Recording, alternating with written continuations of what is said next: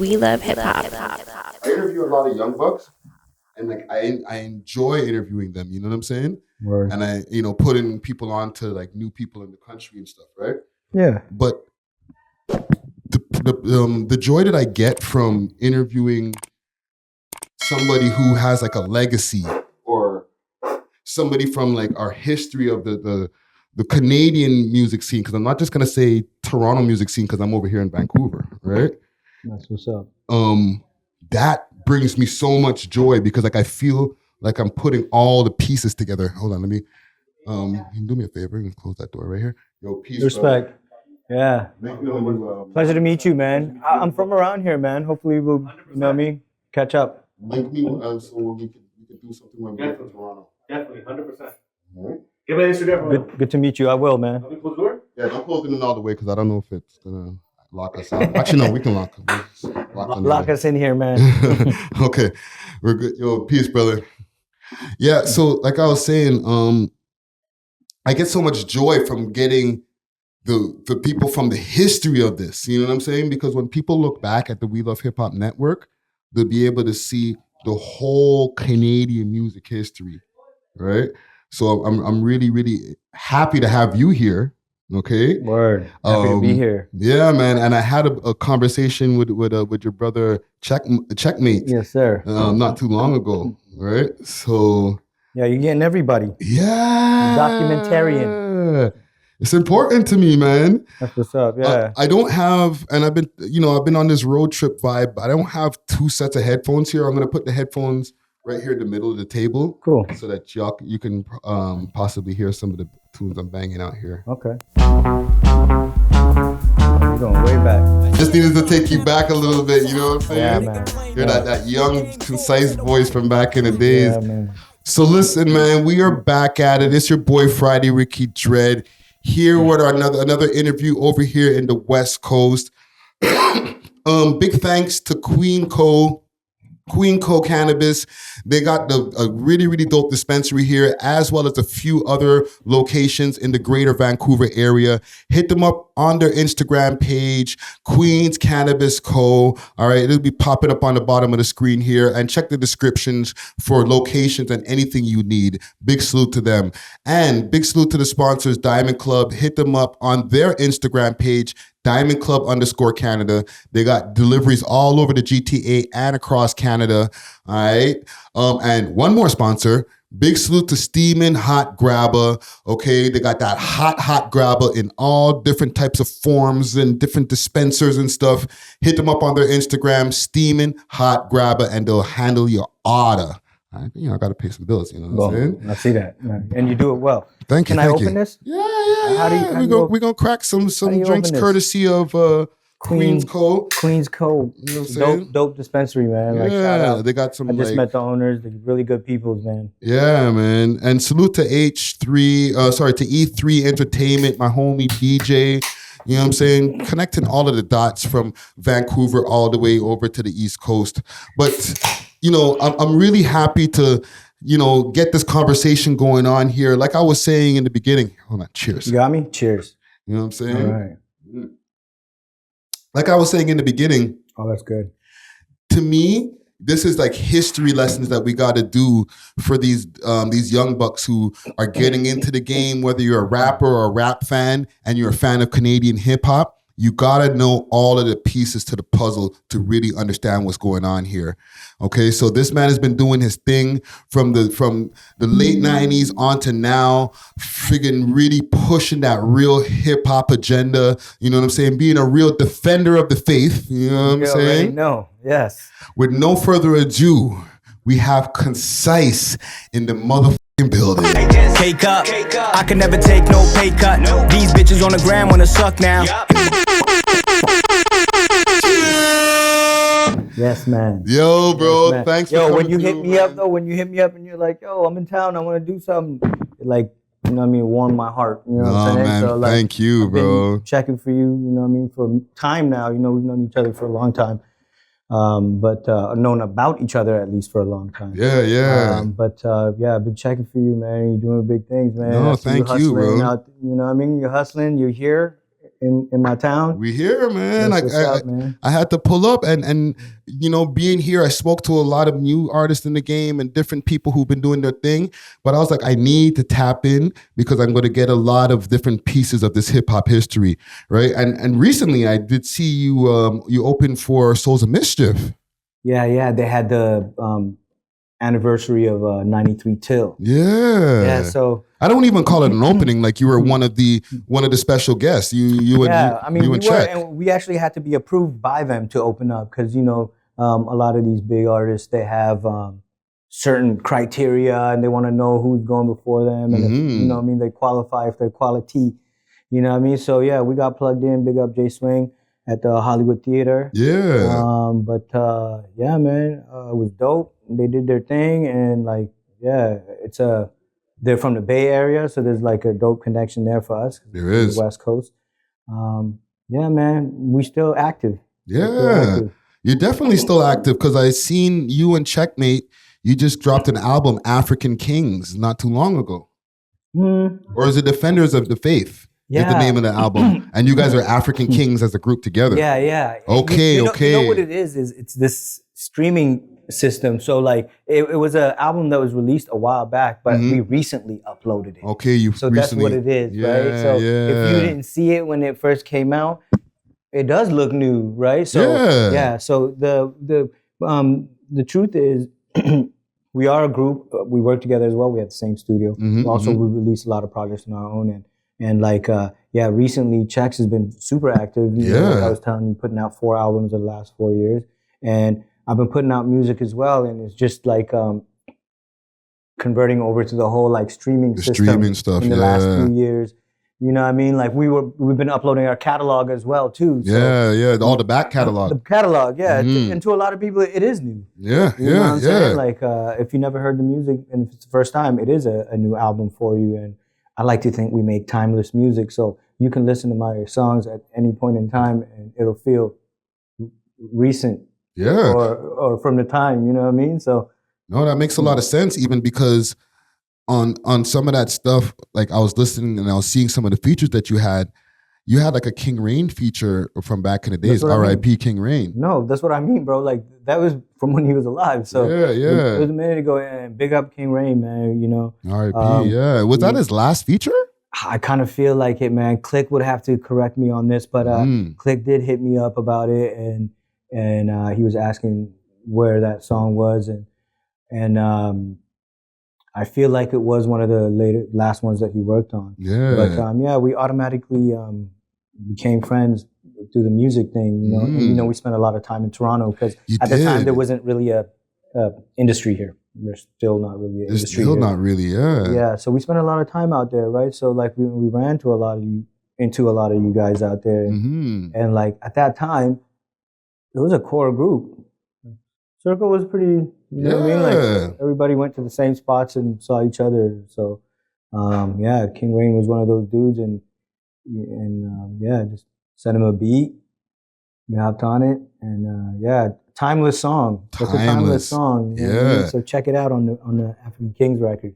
And there was also that song on there, "Don't Trip" with the Dogg Pound.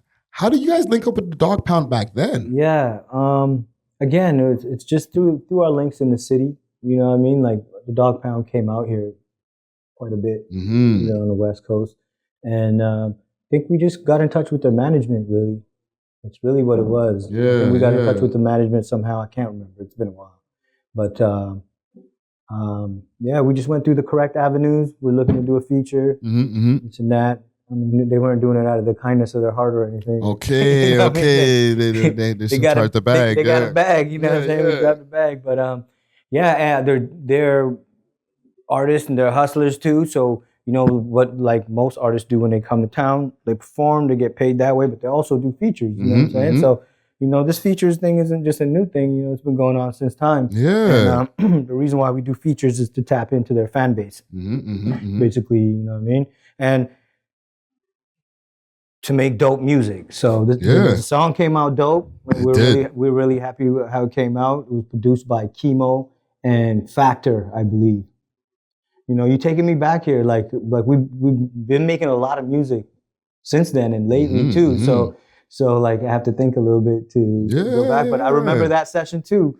And it's still actually at the same studio I'm at now. So you guys all record the same studio? Yeah, because they were in town. And then we got in touch with them, and then they came to do a feature. They came to our studio, and like it was Chemo's studio at the time. Actually, it's in the same building.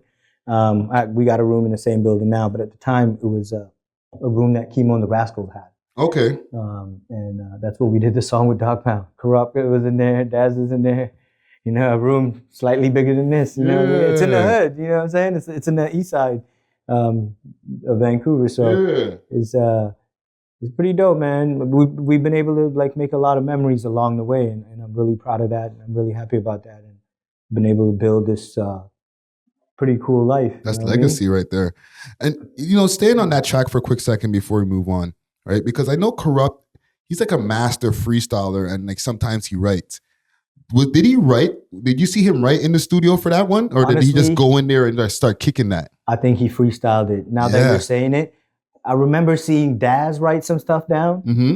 You know, I don't even know how much he wrote down, but I remember seeing Daz write some stuff down, but you're absolutely right. I don't remember seeing Kurupt write anything. I just remember him like going in the booth and then coming out and like he did his verse. I think that's kind of like was like, because when I hear explosive and different things, I'm like, that's a freestyle. Yeah, you can tell when it's a freestyle, you know what I mean? I guess sometimes you can tell when it's a freestyle, but yeah, he might even be the originator of that. Not well-crafted freestyles. That not writing shit, you know? But I mean, you know, freestyling is like anything. The more you practice, the better you're at it. So like to be really good at freestyling, you have to do it all the time. So I assume it's something they do all the time, which, you know what I mean? Coming up as a hip-hop artist, especially as a young artist, you do that a lot. There's a lot of freestyle in the studio, you know.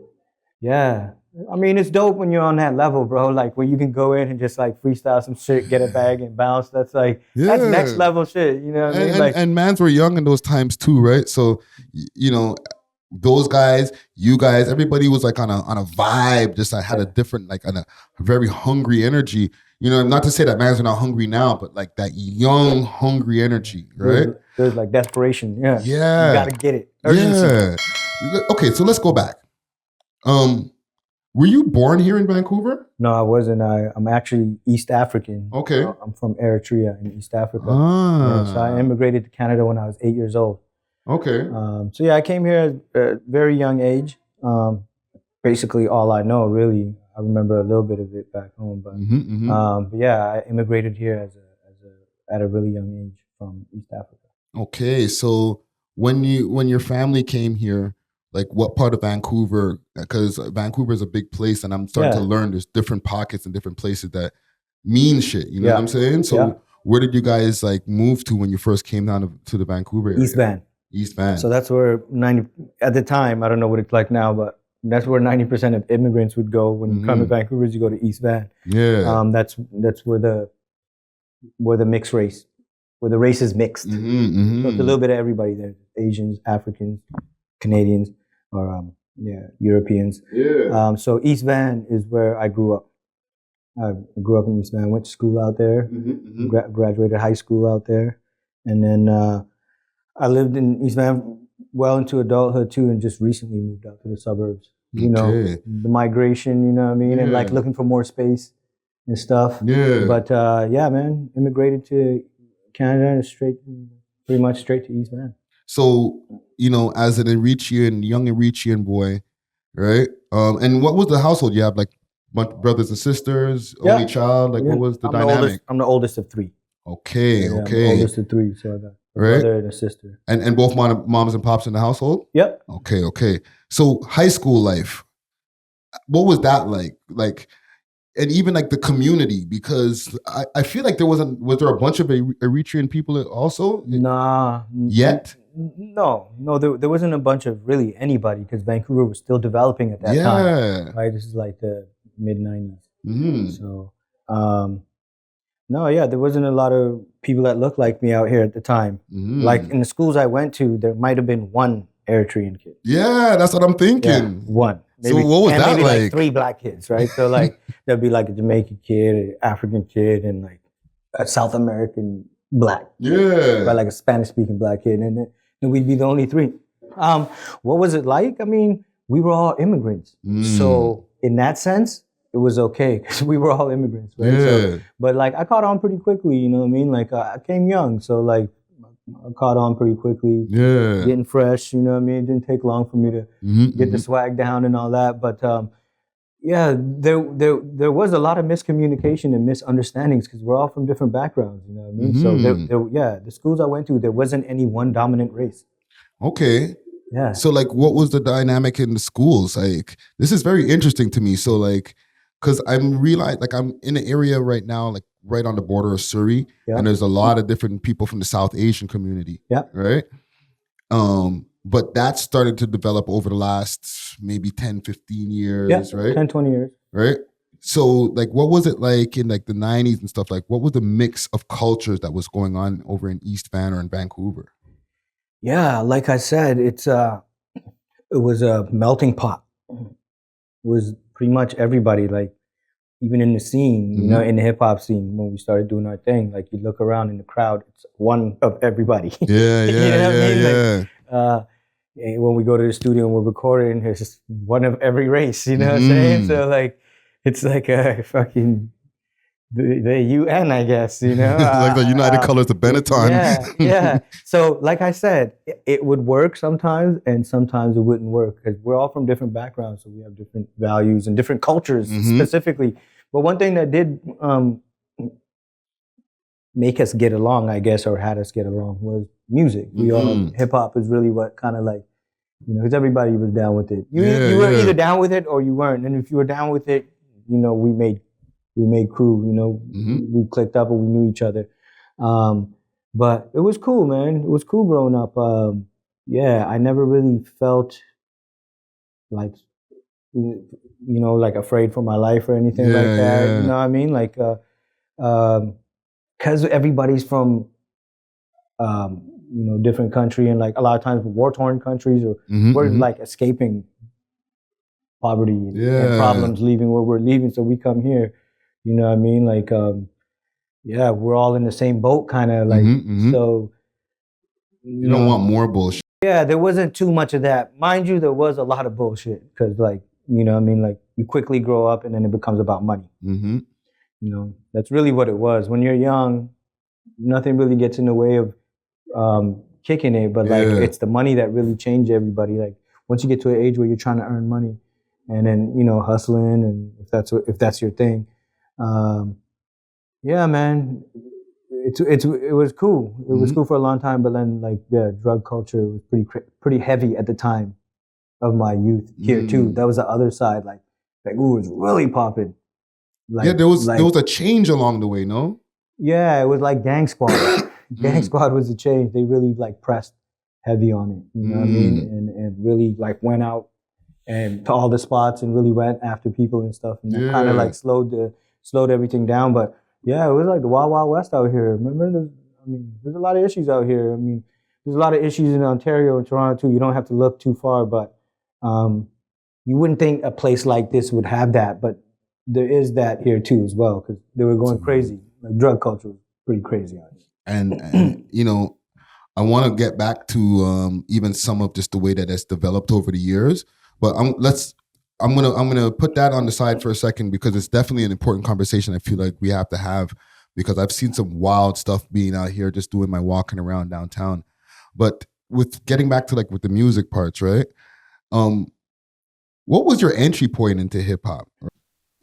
This episode of the We Love Hip Hop podcast is brought to you by Queensboro Cannabis Company over here in the West Coast. They got delivery for all parts of Queensboro and New Westminster, Delta, Surrey, Richmond, Burnaby, East Vancouver, Tsawwassen, Ladner, Langley, Coquitlam, and White Rock with a minimum purchase of $25 to $100. Receive your delivery within 2 hours of placing your order. All deliveries must be placed by 9:45 p.m. on the same day of delivery. You could also check out their location at 540 Ewing Avenue in New Westminster in British Columbia. Use the code WLHH for a 10% discount, and you can follow them on their Instagram at Queens Cannabis Co. or Queens_Cannabis. Let's get back to the show. Peace, right? Because we're here in the West Coast. My mind goes to NWA, whatever was happening on the West. But I might be wrong. You might have been listening to East Coast shit. Yeah, no. At the time, I was. This is like mid '90s. So I was that was my formative years. Yeah. So that time it was like Beat Nuts. There's a lot of East Coast stuff. This is after NWA, right? So I'm from that generation. I'm after NWA. I'm from like the Fat Joe era, Beat Nuts, DITC. Okay. Yeah. You know what I mean? So we listened to a lot of that. The turntablism was really popping at the time. DJs were like a big part of the whole like hip hop thing at the time. You know what I mean? All the DMC competitions and all that. So yeah, that's really what when I started breaking into it. That's really the type of music that we were listening to and that was popping. Mind you, it was at the same time Snoop was out and Pac. Right? So like slightly after, it wasn't even at the same time. Like Pac was out the same time as Beat Nuts and Fat Joe and all them cats, you know what I mean? Pac was off in the 90s, early 90s. Yeah, so but they were just they were on a huge level. Like it was the first time we saw like huge commercial success was from Pac and Snoop. They were like they were big, right? So at that time we were listening to underground hip hop. That's why it was like the ITC and stuff like that. Yeah. So that, you know, I would say for me that was my entry point. And then not too long after that I started making music. You know? I started making music. I was still a teenager at the time. Yeah. When Northern Touch came out, I was a teenager. Yeah, and those times were you just doing like solo stuff? Those times? At that time, I was just learning the game, bro. I was learning. I was just watching, and like I said, I was a teenager, so I had interest in doing this music thing, and I was just learning and just trying to figure my way in.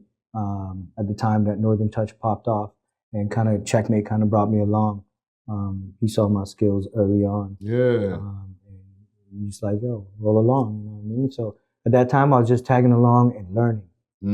Because I didn't drop my first like album till mid 2000. 2004. Fame came out in 2000, mid 2000. Yeah. You know what I mean? Yeah. So that's because when Northern Touch came out, I was a teenager. Yeah. And like you were like mostly just featuring on Checkmate on tunes. Yeah. So on Checkmate's first album, I'm on like 2-3 songs. I was a supporting cast for his tour for that record. You know what I mean? Like just really like paying my dues and making my way into the game.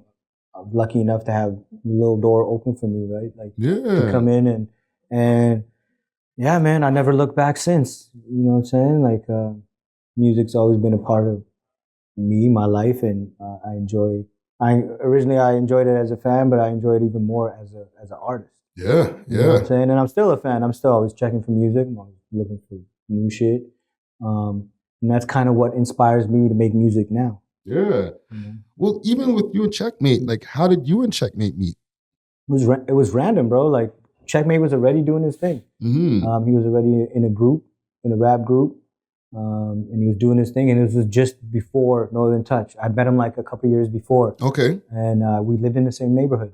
This was in Burnaby. We lived in the same neighborhood in Burnaby. And he was in my neighborhood. I saw him one day, and I was like, yo, you're Checkmate. You rap. And he's like, yeah. I'm like, I want to do my thing too. Yeah. And he's like, yo, come down to the studio. He invited me to the studio the next day. I went down there and ain't never left since then, right? Wow. So it's been a partnership since then.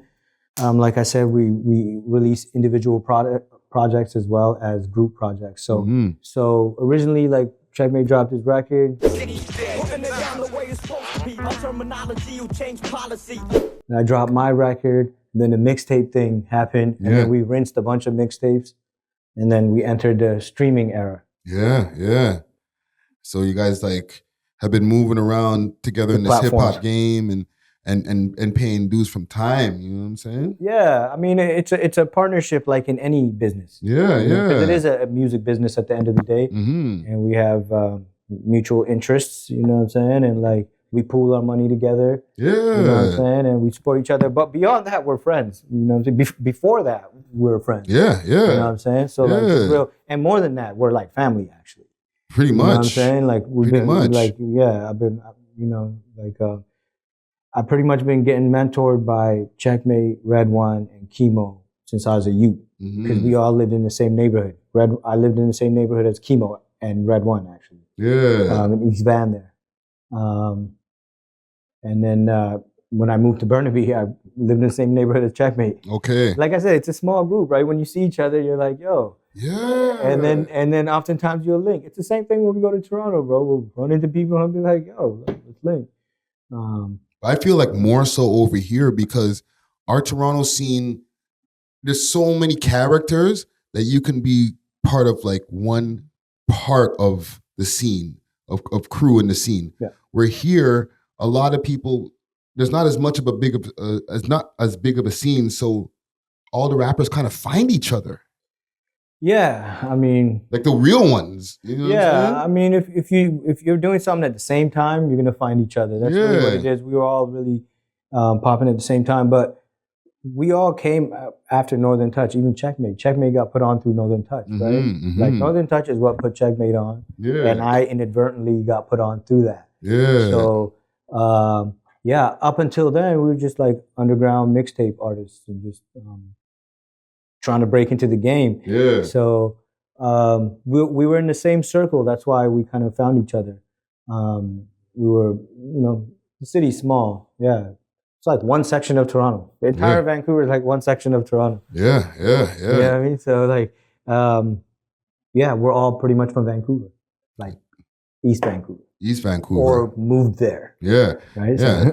So even with that song, Raw, with Royce 5'9". Let's go. It's war games and I'm a dominator by nature. Battle machines, camouflage greens on your way. Did you know that you were gonna be one of the verses on that song ahead of time, or did that Checkmate be like, "Yo, Sice, pull up. I got Royce 5'9" in the studio." Yeah, I mean that's a lot more. That sounds a lot more cooler, a lot more dramatic, but nah, it was calculated and we knew we wanted to do a song with him, and we reached out to his peoples, and he was out here a lot. And it was for one of Checkmate's projects. DJ Revolution was on it. It was a well curated project, like well orchestrated, I should say. Yeah. I remember recording that too in the studio, Hipposonic Studios there. It's in the Kitsilano neighborhood. I remember recording that with Royce. You know what I mean? Like, came in, DJ Revolution doing the cuts. These are incredible memories, all brought to me by the music, hip hop. But we knew we wanted to get Royce on a record, and we reached out through the proper channels and sent him the beat. And you know us, we come well prepared with our shit. We know what we're doing when it comes to the music thing. So when we put our foot forward, it's always our best foot. Yeah. You know what I mean? Like, and we come with the bag. We don't ever approach anybody and ask you to do anything free. Cause, you know what I'm saying? It's a business at the end of the day. And we getting at these people at their prime. So you guys are putting on the bag. Yeah. And not only that, and it wasn't actually, no, because of what we brought to the table, they didn't charge us that much, actually. I mean, I don't care to say what it was, but like, nah, it wasn't huge, because it was, a lot of it was love, because being part of a dope song too. Right? So oftentimes we got a break, bro. We always got a break. We always got the homie discount and all that, because, people are trying to reach out into other regions as well, right? So like working with us hopefully helped them out just as much as, you know what I'm saying, like him working with us did for us as well. Also, a great song was made out of that. That's a classic right there. We never really approached it like, even though that is what it is, you're when you pay for a feature, you're buying people's fans. Even though that's what it is, we never really approached it like that. We just like, we want to do a song with a dope artist. Yeah. Who could we think of? And it was him. You know what I'm saying? And he's still one of the dopest artists. You know what I'm saying? And a great song was born out of that. And yeah, that, Days and Times did a lot for me as a artist, but like Raw, like really put the one, bro. Raw really put Concise on the map. You know what I mean? Like yeah, people remember that. Yeah, that was the track right there. Yeah, and to be able to be on a song with an artist like that and not get bagged, you know what I mean? Like, to this day, you know what I'm saying? Nah, fam, I think y'all might have, both of y'all, but your verse on there, you might have gave Royce a run for his money right there, fam. I'm saying, I mean, it was dope enough for him to include on his project because it was from our project, right? But I noticed he included it on one of his releases. So that just told me right there that He's like, damn, I found some dope Canadian guys, you know bro. Y'all got to hear this. And that's the homie, man. Royce has been nothing but love. And every time he comes here, he always hails us up. We always, you know what I'm saying, make sure we, you know, go holler at him. And yeah, man, it's just dope to be like mentioned with the legends. And like now, I'm still like approach every song with, you know what I'm saying, like, going in, you know what I'm saying? I plan to go in on every song, and I write. I don't go in there and freestyle, you know what I'm saying? I write a sick verse that people can listen to for years on end and come back to, you know what I'm saying? Like, I'm trying to make timeless music. Yeah, you know what I mean? So it's not just like a flim flam for me, you know what I mean? It's like, it's actual music, you know? We're back to making actual albums now, because for a long time it was like releasing singles, trying to build momentum to release that album. Still doing that, you know what I mean? Just taking an album and breaking it down into singles, but like really making an album instead of making one song at a time and then calling it an album, making an album and then releasing it one song at a time. That way there's a cohesiveness. There's not just a bunch of random songs. Yeah. You know what I mean? It's a concept. It's not like, oh, this is a club song, this is a street song, this is this song, this is a concept album, and then release those individually as songs. You know what I'm saying? And so we're going back and taking it serious. We always had, but like as far as actively releasing music, because the business gets sour, you know what I'm saying? It's easy to get turned off. You know what I'm saying? So, the game changes and it has all these different ebbs and flows, so it gets and shit you gotta learn. It has different learning curves. You know what I'm saying? So that's what happens, right? Like when there's a whole change of the way music is consumed, that's a whole learning curve, and like you either gotta adapt or unfortunately die. You know what I'm saying? So we just keep adapting, you know what I mean? Like we ain't Luddites. Is that what it's called? People who hate technology. We ain't no Luddites. You know what I mean? We embrace technology. You know what I'm saying? Like anything you can give me to make my workflow more efficient, and you know what I'm saying, get me to where I need to get to as quick as possible, I'm with that. You know what I'm saying? So I'm down with all these inventions. Keep inventing this shit. You know what I mean? Like and I'll take my pick. You know, like we have a little bone to pick with the streaming platforms, because you know, we still don't feel like the shares they give are fair. They give something, but it's still not fair, and it's still not something you can live off. 0.003 cents. Like, it's still not something you could live off, right? So there's still something there that can be definitely worked on. But yeah, man, like you're not forced on these platforms, and it looks like there is a new revolution of direct to market, where artists are now just saying, you could only get my music from my page. You know what I'm saying? Bandcamp's making a comeback. You know what I'm saying? Yeah, I mean, I don't even think they really left. You know what I mean? Because they were, for upcoming artists, they were always a great option, because waiting to see money from Spotify is, don't hold your breath. You know, with Bandcamp, it's like, you know, direct to right to the account, and people can contribute whatever they want. You know what I mean? So that's always been an option. But yeah, it's never really, even though it's a music business, we take it seriously. I'm not really chasing it like that. I just want to make the best songs I can make, and approach it that way. And if it connects, cool. You know what I mean? Like, I'm a writer. You know what I'm saying? So I'm just writing. I'm writing these books. They're audio books. Audio books of music. Yeah, man. I'm embracing all these platforms, all this AI, chat, GPT shit, because yeah, man, this shit is amazing. I mean, we do everything ourselves, right? So that's the other thing that I'm not sure people know. We do everything ourselves, right? Like, we produce, we write, we also pay for the studio, we pay for the videos, pay for the artwork. Well, fam, we're in do-it-yourself type of time right now. DIY, yeah. And even like staying on, you know, doing it yourself and like just doing it in this game? What keeps you motivated, man?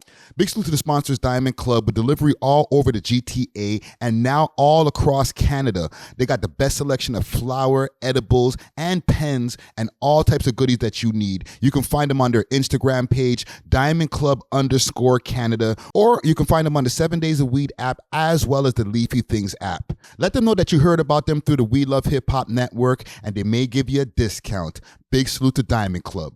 Cheer! The art.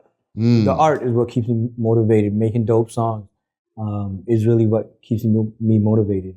I guess at this point it's an addiction for me, you know what I mean, to make songs. So that's really what keeps me motivated. As far as the music business goes, what motivates me is because I want to succeed at it. So if I'm going to make these songs and release these songs, then I need to figure out how to monetize these songs and make this money back that I'm investing, because these songs cost money to make. You know what I'm saying? Yeah. Be it studio time or videos or ads. So yeah, the motivation is I love making songs. So I'm gonna go in there and make the songs. And then wanting to be able to be successful and not get taken advantage of is what motivates me to learn the music business. Yeah. You know what I'm saying? Like if and when something pops off, you got to be prepared to be able to take that and get more with it. You know what I mean? If you don't have your business straight or you don't know how the business runs and stuff, you can run into a lot of problems, and you don't have time to learn the stuff then. You know what I'm saying? You got to be prepared, right? So, new music motivates me too. You know, hearing new artists doing their thing.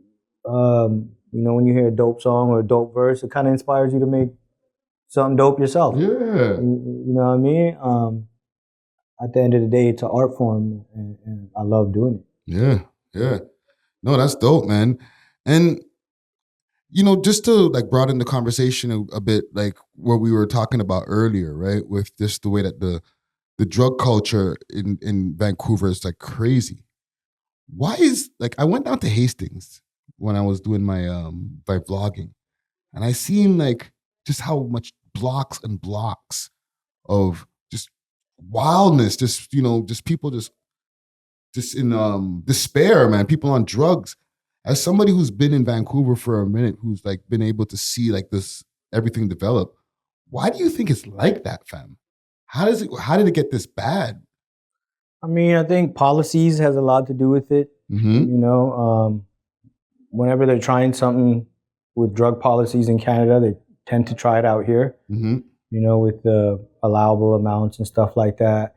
And then, the jail systems got backed up, right? So they didn't even have time to go through everybody, right? So they had to change the policy so jails weren't full of people with minor drug charges. Yeah. Right? So policies probably caused it. The weather is probably a huge part of it, because it's mostly warm out here. You know what I mean? Even in the winter, it gets a little cold, but where you're talking about downtown Vancouver, it doesn't get super cold. Yeah. You know what I mean? It allows for outdoor living, you know what I mean? And we have a huge homelessness problem, and the drug problem are almost one in one, right? Homelessness and drug issues go together. In hand, yeah. I mean, it just might have been the perfect combination of things, I think, is what happened. It's hard to say. It's probably a lot of small things that came together. Location, we're a port city. A lot of stuff comes through here. The row of buildings that are there, those old hotels, some of them are dilapidated buildings, you know what I mean? That's true. They're perfectly anchored and perfectly situated in a strip where, you know what I mean, that type of business can go on. You know what I mean? Underfunding is probably a huge part of it. And yeah, man. And just, the drug war was probably a huge problem too. The war on drugs, pushed people underground, and the underground business just flourished like crazy. I also think it's, it's making a lot of people a lot of money. Yeah.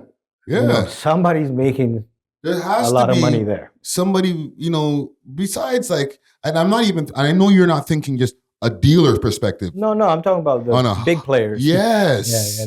Because it's just, dude, I'm speechless just even thinking about it. As a man who comes from a city that has millions of people, and like we see a lot of bullshit. But when I saw that again, I was like, what the hell, man? Yeah. How did it get this crazy? I think a lot of those people too are from the East Coast. You know, you got a lot of, like, at least, I'm not sure, correct me on this, but close to half the people there are probably not from here, right? They migrate over here. Yeah. For that lifestyle, you know what I'm saying? And yeah, the weather brings a lot of people out here, and some people just get caught up in it. But yeah, man, I mean, it's been getting worse. It hasn't been getting better. It doesn't seem like they really have a solution in place. And it's interesting to see where we're going to be in the next 5-10 years. Yeah. Because like, yeah, when I was young, it was pretty bad there too, like in my youth. But like you said, it's been progressively getting better, or worse. It's been progressively getting worse. Every 5-10 years, it like doubles. Yeah. Right? It started off with 1,000 homeless people. It went to 2,000, 3,000, 4,000, 5,000, 6,000 people now probably. That's insane. Living outside. That's so insane. That's like a small little city, a town of people living outside. Yeah. Yeah. No, listen. No matter what they've done, it hasn't like helped, right? Like they've removed the tents and it's still like crazy down there. Yeah. I just, you know, I needed to like talk to somebody who's been here for a while, who might have seen that, you know, just the generation of it, just how it got worse, right? Just to, you know, get that perspective. Even with the music scene, what do you think Vancouver needs to do to build that music scene where it's like a Toronto, or, you know, start to get even bigger than a Toronto, start to be like an Atlanta and stuff like that? I think support is a big part of it, like label support or any sort of support. We need some momentum, you know, and machines can help with that. We need, like, that's the thing about Toronto. They've always had industry there. Yeah. Right. So we need industry support, even though we're in the age of do it yourself, and you can do it without labels, but I don't know. I think you need some sort of support from the industry. You know what I'm saying? Like where they put you up on a pedestal.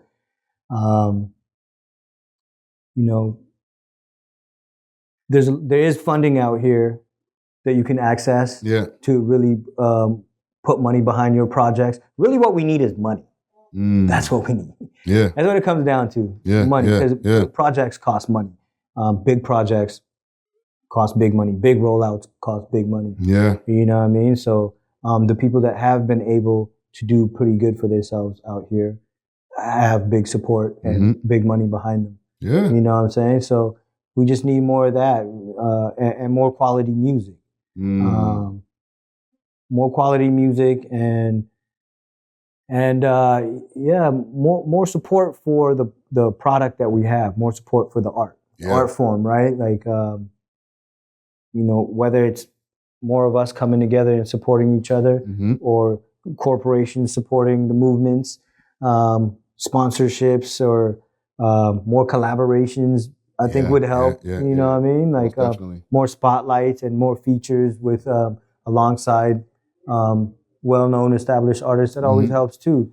You know what I mean? Like, so as an independent artist, if you're paying for everything yourself, you could only do so much before the money runs out, right? So you'll need that funding. So really, I think what it really boils down to is money. To really do it on that level, you got to be super creative, super resourceful, or got the bag. You got the bag. So for me, you know, all I'm doing is I'm just making the dopest music I can make, putting it out there through the social platforms. You know, put some money behind ads and stuff like that, and like try and reach more people. It's global now too, right? Like, so I can reach a lot of people from here. Yeah. You know, it's only when you blow that people pay attention. They're like, oh, he's from Van. You know what I'm saying? So it's like, Yeah, like unfortunately for a lot of Vancouver artists, you have to go somewhere else. Yeah. To blow, you know what I'm saying? Yeah. To blow, what's it gonna take to blow here? You know, that's a difficult question to answer. You know what I'm saying? Like, really, what it boils down to is money and support. That's what it would take. But it doesn't. You don't even really need to do that, right? So, we're globally connected through the platforms and using like DistroKid and all that, and the streaming platforms and all that.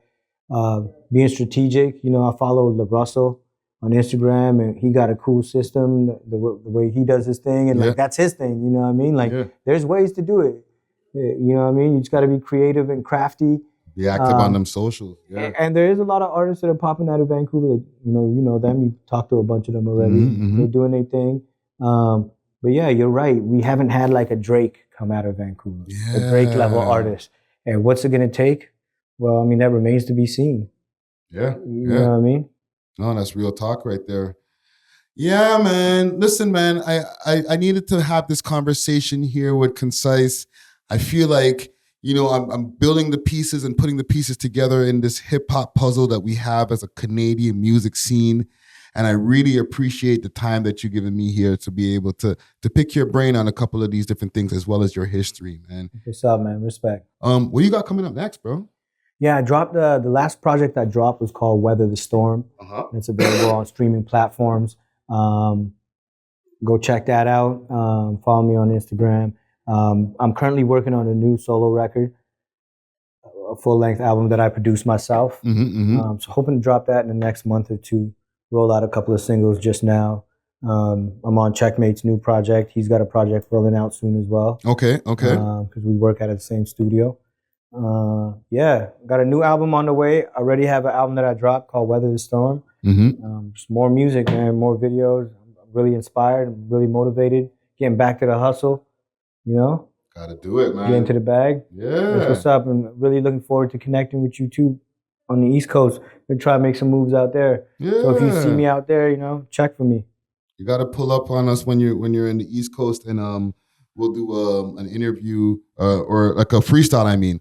On Dusty Wallace's show. He has a show called the Toronto's Realest Freestyle Show where, you know, you can come through, maybe give us some bars. Hell yeah, man. You know what we do, man. You know how we get down.